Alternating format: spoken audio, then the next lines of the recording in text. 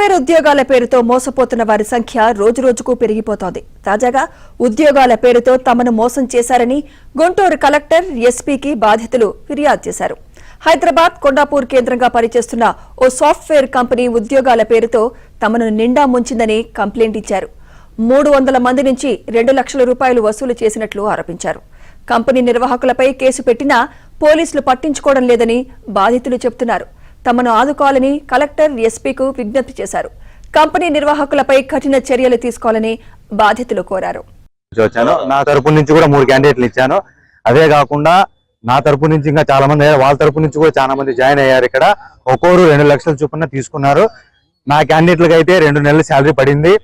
ఒక్కొక్కరికైతే 50,000 పడింది, ఇంకొకరికైతే 30,000 పడింది, ఇంకొకరికైతే 3,000 పడింది. వాళ్ళకి మిగతా డబ్బులంతా చెల్లించాలని చెప్పేసి మేమంతా ఒక రెండు వారాల నుంచి ఇక్కడే తిరుగుతున్నాం గుంటూరులో. ఆల్రెడీ అతని లొకేషన్ కూడా మేము ట్రేస్ చేయడం జరిగింది. అక్కడ వెళ్తే ఆయనే మా మీద కేసు పెట్టాడు. అలాగే మేము నిన్న కూడా పోలీస్ స్టేషన్కి వెళ్ళింటే అక్కడ కూడా మా కేసు తీసుకోవడం లేదు.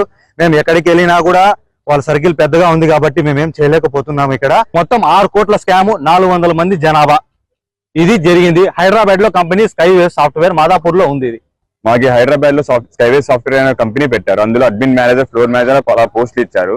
మాకు బ్యాక్డోర్ చేయమని మాకు చెప్పారు. సో మేము ఏం చేస్తామంటే క్యాండిడేట్స్ మాకు తీసుకున్న డబ్బులు ఉద్యోగాలకి వేరే వాళ్ళకి డబ్బులు ఇవ్వండి, ఉద్యోగాలు ఇప్పిస్తామని తీసుకున్నారు. ఆ డబ్బులు 4 మంత్స్ శాలరీ చేశారు. 4 మంత్స్ 5 మంత్స్ శాలరీ చేశారు.